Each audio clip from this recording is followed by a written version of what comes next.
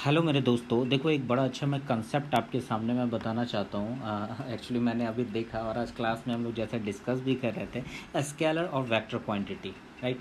और हम लोग बार बार इतने सारे एग्जांपल हैं जो कि कौन सा स्केलर है और कौन सा वेक्टर है, हम लोग बार बार कैच कर रहे थे, चीज़ों को भूल जा रहे थे।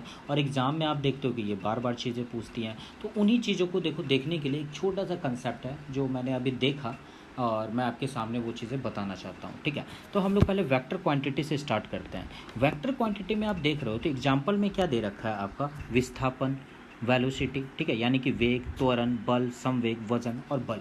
तो इस चीज़ों को आप जब ध्यान से देखोगे ना, ध्यान से देखोगे तो देखो यहाँ पे क्या नज़र आ रहा है, व नज़र आ रहा है, यहाँ भी व नज़र आ रहा है, यहाँ भी व नज़र आ रहा है, यहाँ ब नज़र आ रहा है, यहाँ व नज़र आ रहा है, यहाँ व नज़र आ रहा है, ब नज़र आ रहा है। मतलब कि जो वेक्टर क्वांटिटी होती है ना, उसमें व और ब जो होता है वो एकदम 100% रहता है, ठीक है। लेकिन वहीं जब हम स्केलर क्वांटिटी की तरफ जाओगे तो देखो इसमें कहीं व या ब नज़र आ रहा है, दूरी में नहीं नज़र आ रहा है, डिस्टेंस को दूरी कहते हैं। देखो यहाँ भी नज़र नहीं आया, समय में भी व और ब नज़र नहीं आ रहा, ठीक है।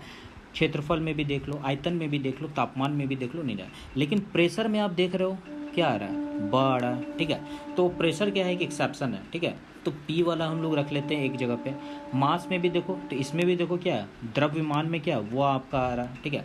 तो जो एक्सेप्शनल वाला केसेस है उसको एक जगह हम लोग लिखते हैं। तो कार्य में व या ब नहीं आ रहा, शक्ति में भी व या ब नहीं आ रहा, ऊर्जा में भी व या ब नहीं आ रहा। लेकिन करंट की बात करूँ तो देखो यहाँ पे क्या आ जा रहा है, वो आ जा रहा है, तो यानी कि करंट वाला, ठीक है। तो कोई पीएमसी, कहीं पीएमसीएच के बारे में तो आप नहीं सोच रहे, चलो पीएमसीएच के थ्रू इसको याद कर लेना, आगे हम लोग देखते हैं ऐसे क्या बन पाता है, राइट। रेजिस्टेंट में देखो प्रतिरोध होता है, तो देखो यहाँ भी व नजर आ रहा है। लेकिन घनत्व, यहाँ देखो व नज़र आ रहा है, घनत्व को हम लोग क्या कहते हैं, डी। तो क्या बन गया, पीएमसीडी। भैया हम लोग पीएमसीएच ध्यान में रखोगे तो पीएमसीएच ध्यान में रखना, पीएमसीडी ध्यान में रख लो।